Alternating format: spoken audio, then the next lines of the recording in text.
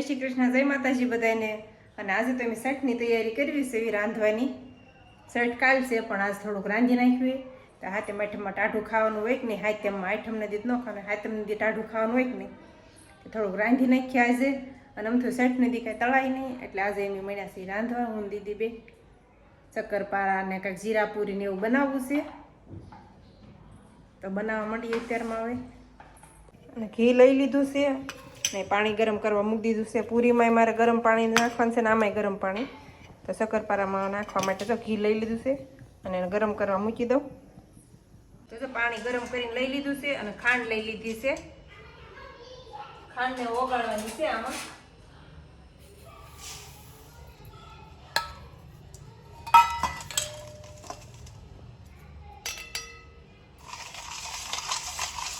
ખાંડ જો ઓગળી ગઈ છે, હવે આપણે એમાં ઘી નાખી દેવી।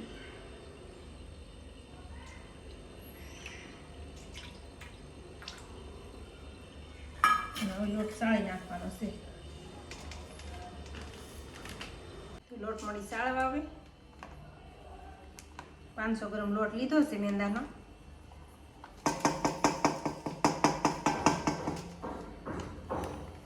જો પૂરીનો લોટ બાંધવાનો છે,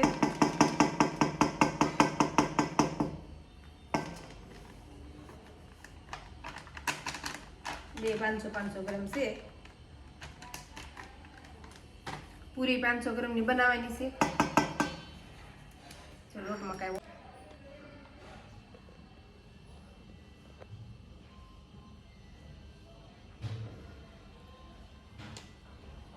રવો નાખો છો?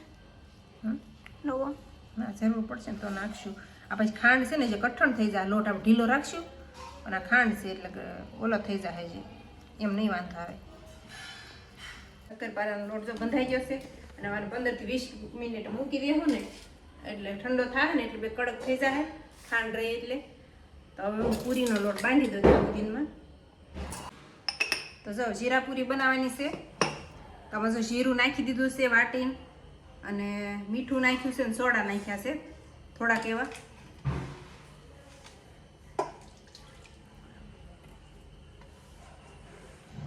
અજમા છે થોડાક અને જીરું છે અને મીઠું નાખી દીધું છે। અને આ પણ ગરમ પાણીમાં લોટ બાંધવાનો છે આપણે। તો 500 ગ્રામ જીરાપુરીનો લોટ બાંધી દેવી, મેંદાના લોટમાં જ બનાવવાની છે। એટલો રવો નાખવાનો છે, એટલે રવાનો લોટ નાખ્યો છે અને તેલ નાખી લોટ બાંધી દેવી। 3 પાવડા જેટલું તેલ નાખી દેવી, તેલનું મોણ નાખી દીધું છે અને હરખાઈ મિક્સ કરી લેવાનો છે લોટને। પૂરી એકદમ પોચી થાય ને એવી રીતના।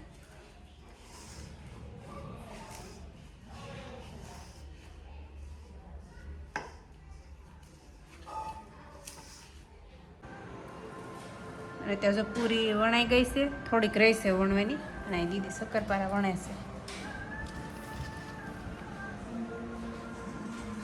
જે લોટ પડ્યો છે શક્કરપારાનો, એક ઓલા હજી તો વણ્યું છે, મુહૂર્ત કર્યું છે જે વણવાનું, અને પૂરી થોડીક રહી છે। હવે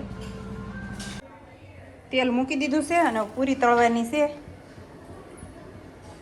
આ બાજુ દીદી શક્કરપારાને એવું વણે છે।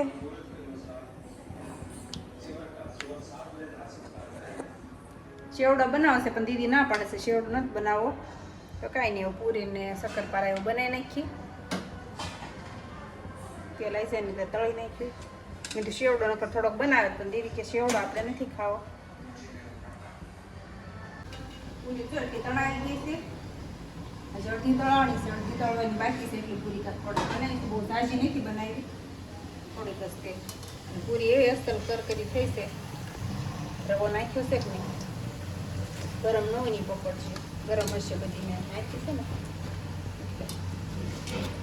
એવી એકદમ પોચી ને એવી થઈ છે, આમ કુરકુરી। આજ તો બધાને ઘરે 2-3 દિવસ થતા આમ તો ચાલુ જ છે હાથે માટીનું રાંધવાનું। હવે હાથે માટીનું હોય 1-2 દિવસની ખાલી, અને અઠવાડિયું અગાઉ બધા રાંધતા છે। આપણે તાજે જ રાંધવાનું શરૂ કર્યું છે, એટલું બનાવશે એમાં તો 2 દિવસમાં તો। પૂરી તો બધી તળાઈ ગઈ છે.